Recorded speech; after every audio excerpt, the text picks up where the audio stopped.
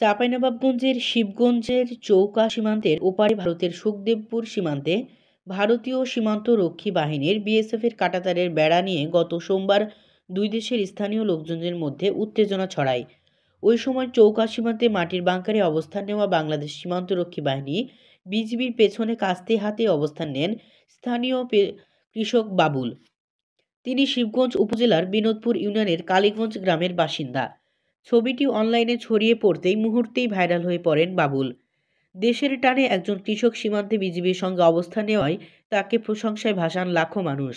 তার ছবিটি সামাজিক যোগাযোগ মাধ্যমে শেয়ার করে বাবুলের সাহসী পদক্ষেপকে দেশপ্রেমের অনন্য নজির বলে উল্লেখ করেন নেটিজেনরা। বিনা যুদ্ধে নাহি দিব সুচগ্র মেদিনী ক্যাপশন দিয়ে ছবিটি নিজের ভেরিফাইড ফেসবুক পেজে শেয়ার করেন যুব ও ক্রীড়া উপদেষ্টা আসিফ মাহমুদ সজীব ভুঁইয়াও। এ সময় তিনি পোস্টে আরও উল্লেখ করেন, ২৪ পরবর্তী বাংলাদেশকে আর কেউ গোলামির জিঞ্জিরে বন্দি করতে পারবে না। এদিকে গতকাল সন্ধ্যায় বাবুলের সঙ্গে কথা হয় সিএটিভি নিউজের সম্পাদক ও প্রকাশকের। এ সময় ওই দিনের পরিস্থিতি সম্পর্কে জানতে চাইলে তিনি বলেন, ওপাশে বিএসএফ আর ভারতীয় নাগরিকদের উত্তেজনায় বিজিবি স্থানীয়দের কাছে সহযোগিতা চায়। তাদের সেই অনুরোধ আর দেশপ্রেমের টানে আমি সহ স্থানীয়রা বিজিবির পাশে দাঁড়িয়েছি।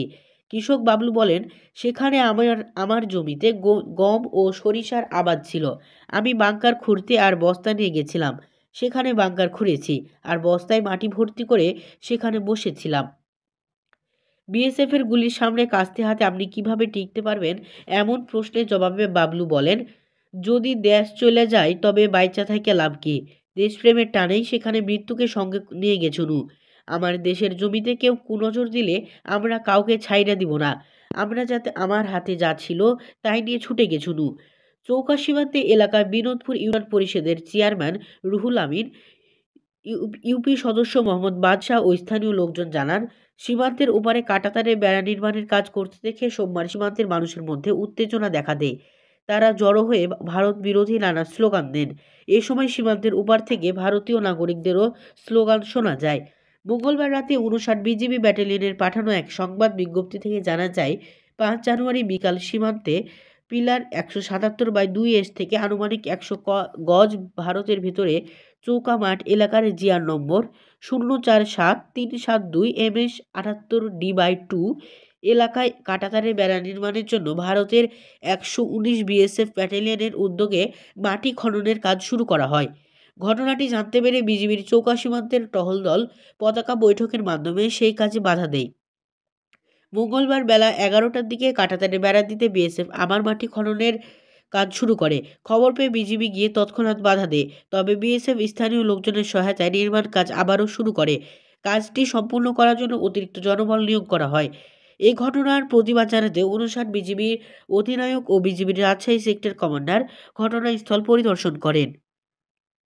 এ সময় বিএসএফের কর্মকর্তাদের সঙ্গে পতাকা বৈঠকের আয়োজন করা হয়। বৈঠকের সিদ্ধান্ত অনুযায়ী বিএসএফ অতিরিক্ত জনবল ও বেসামরিক ব্যক্তিদের সরিয়ে নিয়ে নির্মাণ কাজ বন্ধ রাখে। বর্তমান এলাকার পরিস্থিতি স্বাভাবিক আছে। যে কোনো ধরনের পরিস্থিতি নিয়ন্ত্রণের জন্য বিজিবি সতর্ক অবস্থান নিয়েছে। সুখদেবপুর বিএসএফ তার বাধা দেয়, বিজেপি আমাদের বাধা দেয়। এবার ওরা গালিগালাজ করে, উত্তেজনা হয়, সৃষ্টি শুরু হয়। ওরাও প্রস্তুত থাকে, আমাদেরও প্রস্তুত থাকে। আমরাও আমাদের বিজেপির সাথে আমরাও প্রস্তুত ছিলাম। সাহসী নিয়ে আমাদের বিজেপি আমারাকেও সাহস দিয়েছে, আমরাও বিজেপিকে আমাদের বাংলার সাহস দিয়েছি। আমরা হুব করেই শক্তিশালী হয়ে থেকেছি ভারতের সাথে লড়াই করার জন্যে। ভালো মতন বাধা দিয়েছে, খুব শক্তিশালী হয়েই বাধা দিয়েছে ভারতের বিজেপির সাথে। আমাদের বিজেপিও বললে যে সহযোগিতা করো, আমরাকে থাকো, আমরাও প্রস্তুত আছি, কোনো ভয় করার কারণ নেই। তার কারণে এত ঝুঁকি নিয়ে আমরা ওখানে ছিলাম। লাগছে দুঃসাহস, মানে আমাদের বাংলাদেশের এটা গর্বর ব্যাপার। যদি ভাই দিতে হয় তবে দেশ বাঁচার জন্যই জীবনটা দিব, তাদের সাথে লড়াই করব বিএসএফের সাথে। এটা তার বাধা দিলে আমাদের কঠিন ভয় আছে আমাদের। আমরা কাজ করতে গেলে ওরা ওখান থেকে মানে গুলি করে মেরে টেনে নিবে, দিনই টেনে নিবে গুলি করে মেরে। তার কারণে আমরা ওখান দিয়ে তার কাটার বেড়া আমরা দিতে দেবো না। দিতে যদি ওরা যদি দেয়, সেটা আন্তর্জাতিক হিসেবে যেটা বিল পাস আছে ওই হিসেবে 150 গজ ছেড়ে তাদের কাঁটাতারের বেড়া দিতে হবে।